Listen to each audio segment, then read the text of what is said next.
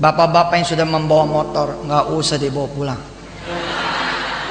Emangnya nggak bosen ente yang pakai motor melulu? Bosen dong. Ilmunya sudah ada. Kalau kita ngasih motor, paling kagak kita dapat Kijang tahun 2000. Paling kagak kita dapat Xenia dah. Ya. Assalamualaikum warahmatullahi wabarakatuh. Halo sahabat beriman, kembali lagi di channel Aksara Islam, channel yang akan terus membahas seputar kehidupan agama Islam. Sahabat beriman, kita sebagai hamba Allah Subhanahu wa Ta'ala dianjurkan untuk selalu menjalankan kewajiban yang sudah ditentukan oleh Allah Subhanahu wa Ta'ala, supaya kita selamat di dunia dan di akhirat. Ada beberapa kewajiban umat Islam yang harus dilaksanakan. Salah satu kewajiban kita sebagai manusia adalah bersedekah. Kita diwajibkan untuk bersedekah bagi kita yang mampu dan didasari rasa ikhlas tanpa ada paksaan. Bukan sedekah namanya kalau kita ada paksaan untuk melakukan sedekah.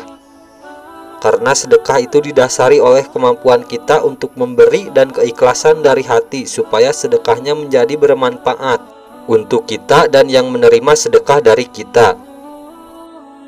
Islam telah mendorong umatnya untuk bersedekah, mengasihani kaum fakir, dan membantu kepada orang-orang yang membutuhkan dan miskin. Islam pula telah menyediakan pahala yang sangat besar di sisi Allah kelak. Pahala dalam benak kebanyakan orang adalah kurang menarik karena bersifat abstrak, ditambah sifat manusia yang cinta harta dan kikir.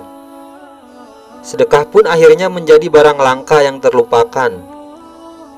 Akibatnya muncul kecenderungan bahwa kebanyakan orang merasa menjadi pihak yang butuh sedekah, bukan pemberi sedekah. Orang menjadi lupa bahwa manusia adalah makhluk yang sangat haus harta, yang tak terpuaskan kecuali oleh tanah kuburan.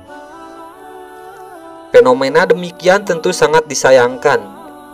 Islam kaya dengan konsep-konsep kepedulian sosial, zakat, sedekah, pinjam meminjam, utang piutang, hadiah hingga hibah menunjukkan Islam sangat peduli dengan pendidikan kedermawaan sesuai dengan kemampuan. Bagaimana mengembalikan sifat asli orang mukmin agar ringan untuk bersedekah. Sebagian membidik dari sisi iming-iming. Aktualisasi kampanye sedekah pun digelar di berbagai tempat dan kesempatan. Jargon-jargon menarik pun diuntai untuk kemudian dilemparkan ke masyarakat agar kaya dengan sedekah. Dengan sedekah kamu akan kaya, bebas dari kemiskinan dengan sedekah. Bersedekahlah agar kaya, bosan miskin segera sedekah, dan sederet untaian kata-kata indah pun disusun. Adakah yang salah? Mengapa agar kaya? Apakah dengan sedekah seseorang bisa menjadi kaya? Bisa jadi. Apakah dengan bersedekah seseorang akan mendapatkan balasan harta berkali lipat saat di dunia? Mungkin saja. Dalam Al-Quran telah digambarkan bahwa kebaikan yang dilakukan oleh seseorang muslim akan menghasilkan balasan yang berlipat. Di antara ayat tersebut adalah perumpamaan orang yang menginfakkan hartanya di jalan Allah, tak ubahnya sebutir biji yang tumbuh menjadi 7 tangkai. Pada masing-masing tangkai terdapat 100 butir biji. Allah melipat gandakan ganjaran bagi siapa yang Dia hendaki. Dan Allah maha luas karunia-Nya lagi maha mengetahui. Al-Baqarah ayat 261. Demikian pula Rasulullah lewat hadis-hadisnya menegaskan bahwa kebaikan yang dilakukan seseorang muslim akan dilipatkan hingga 700 kali. Sedekah adalah salah satu bentuk kebaikan. Rasulullah Shallallahu Alaihi Wasallam bersabda, apabila seseorang masuk Islam, kemudian Islamnya menjadi baik, niscaya Allah Subhanahu wa Ta'ala menghapus segala kejahatannya. Sesudah itu kebaikan dibalas 10 hingga 700 ganda. Sedangkan kejahatan dibalas hanya setimpal dengan kejahatan itu, kecuali pula kalau Allah Subhanahu wa Ta'ala memaafkannya. Riwayat Al-Bukhari. Banyak hadis dan ayat yang menunjukkan bahwa memang balasan dari sedekah akan berlipat ganda. Artinya harta yang kita keluarkan tidak akan hilang sia-sia. Selain akan mendapatkan pahala di akhirat, bisa juga akan diberi balasan di dunia. Pertanyaannya adalah, apakah kita memberikan sedekah karena ingin kaya? Apakah sedekah yang kita lakukan karena bertujuan agar terentaskan dari garis kemiskinan? Janji-janji tersebut hendaklah jangan membuat kita menjadi tertipu. Memang Allah menjanjikan balasan berlipat, tetapi jangan sampai dijadikan tujuan. Jangan sampai motivasi memberikan sedekah karena ingin menjadi orang kaya atau agar tidak terjatuh pada kondisi miskin.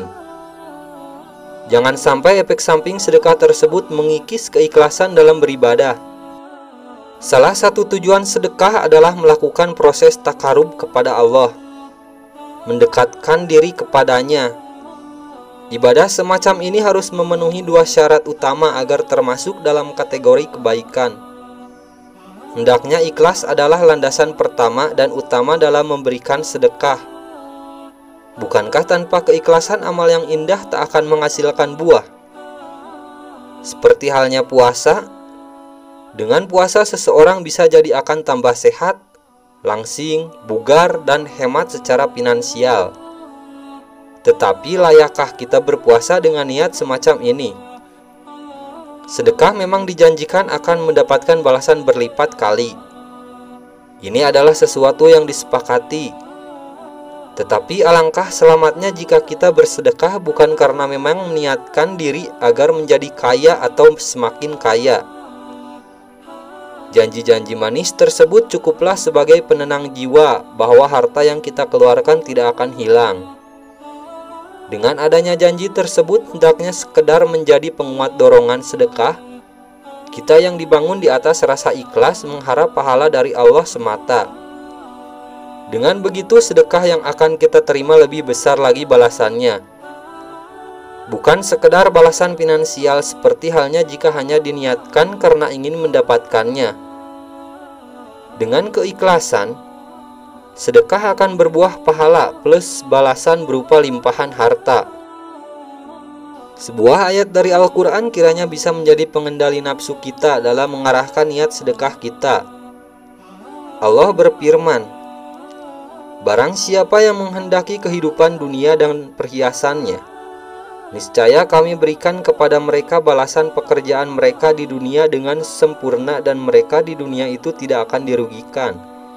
Itulah orang-orang yang tidak memperoleh di akhirat, kecuali neraka, dan lenyaplah di akhirat itu apa yang telah mereka usahakan di dunia dan sia-sialah apa yang telah mereka kerjakan. Berkata Ibnu Abbas radhiyallahu anhu tentang ayat tersebut, bahwa orang yang ria diberikan kebaikannya hanya saat masih di dunia, karena memang Allah tidak pernah berlaku zalim kepada siapapun. Barang siapa yang berbuat baik karena berharap dunia, entah berupa puasa, sholat, tahajud di malam hari, tidak dikerjakan kecuali karena berharap dunia akan mendapat balasan di dunia sepenuhnya, sementara amalnya terhapus karena dilakukan sekedar untuk mendapatkan balasan duniawi. Kelak di akhirat orang semacam ini termasuk golongan yang merugi. Tafsir Al-Quran Al-Azim karya Ibnu Hasir Juz 11-440. Berkata Al-Dahhak, Nuhas memilihnya sebagai dalil bagi ayat selanjutnya. Mereka adalah orang-orang yang tidak mendapatkan apa-apa ketika di akhirat kecuali neraka, yakni orang-orang yang melakukan silaturahmi atau sedekah dengan motivasi ingin mendapat kebaikan di dunia berupa kesehatan badan atau melimpahnya rezeki.